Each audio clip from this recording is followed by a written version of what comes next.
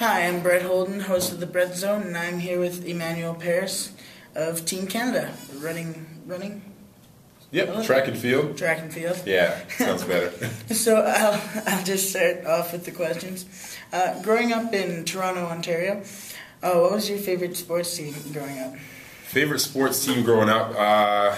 It's quite a funny story. I was one of those kids who wasn't super passionate about one sport, so I was never really glued to the television to keep after one team. For me, there was where my interests lied. It was a lot of the combative sports like the karates and taekwondos and kung fu's and stuff. So if anything, I kept after like Jean-Claude Van Damme and Steven Seagal. So those are my guys. If there was a sport that kind of governed them, then that would probably be the one that I watched. So I was more the combative sport kind of kid and less into watching soccer and basketball and hockey and stuff. But I did own a couple Blue Jays caps. I remember back then the Blue Jays were winning a World Series. So if I had to be like one of those guys who's jumping on a bandwagon, maybe I could answer that question and say the Blue Jays. They're first. Yeah. If you were not an Olympic runner or trainer, what would you be? I think I'd be a Toronto Blue Jays baseball cap. I get worn all the time. No, if I wasn't an Olympic athlete or a performance coach, I think I would be an actor and hopefully be able to call myself a movie star. So I think acting was one of the things that ultimately I wanted to get into when I was younger. And part of that acting, you could maybe throw in WWE wrestling because that's acting. So at one point I wanted to be a wrestler. So going with WWE, who was your favorite wrestler? That's another tough one. It's like I had so many favorite wrestlers. It's hard to break it down as one. Like easily anybody could say Hulk Hogan because he was the most popular wrestler. I was a fan of some of the heels, so the bad guys. At the time, there was the Ric Flairs. Sometimes it was Macho Man. I think every day he changed his mind. I don't know if he was like bipolar or something. But I was a big fan because I was a smaller kid. Right now I stand about 5'9". But until grade 11, I was about 4'7", 4'9". So I really stuck with a lot of the smaller wrestlers because I could relate to them. I was able to relate to them a little bit better than the big guys. Like the Rey Mysterios and the new school, the Eddie Guerreros, the late Eddie Guerreros, Chris Benoit's, those guys. Chris Benoit was a Canadian wrestler. Actually, Bret Hart was my favorite wrestler. You know why? Because he was a technician. It's all about doing things properly, and that's what I liked about Bret Hart. There you go. What sport did you play the most when you were a kid? Is Atari or a Nintendo sport? No, actually, I wasn't a big gamer. My favorite sport, the sport that I played a lot as a kid, organized, was soccer. My mother had me in soccer, so I played soccer for 7 years, indoors and outdoors. Played Soccer City in Toronto. A lot of people from Toronto out there would know that. I played organized soccer, league soccer. But another one that I did partake in a little bit was actually Taekwondo.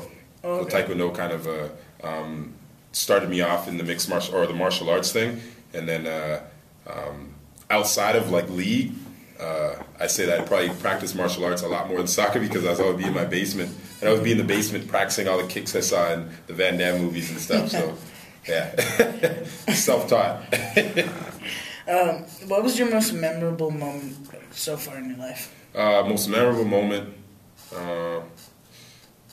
There's quite a few of those again. Wow. I think I need to write a book.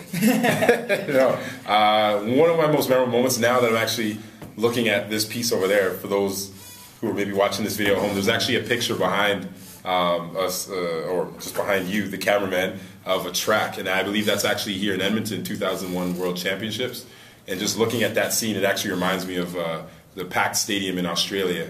So I ran at the Commonwealth Games in 2006, and I don't know what the capacity was. I think it was probably 100,000, but the stadium was for the preliminaries, it was 85,000. In the finals, it was 95,000 people. So 95,000 people in the stands, everyone's cheering. I was running the relay against the Jamaican team. At the time, they had the world record holder, who was a Safa Powell before Usain Bolt. And people were just making so much noise, it was so much noise, it was almost like, it was literally deafening, and that experience was pretty intense because you know, at certain points they're looking at what's going on the track, and finally the baton comes around to me, so the attention is all on what's going on at our part of the race. And we got third there. There's a little bit of a bobble in the exchange, which kind of cost us a medal. I believe we should have had silver, if not really contested for the gold against the Jamaican team. But it was an amazing experience, and it was like one of those pieces for me like that really set me up in regards to confidence. You know, I didn't have too much issues with confidence before, but that one moment just really proved to me that I belonged in the sport that I was in, and that you know, it's all about just living the moment, taking those experiences, and building. Wow. What advice do you have for kids?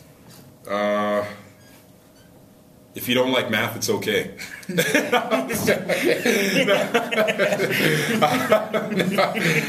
to be serious, for this moment, there's a lot to say.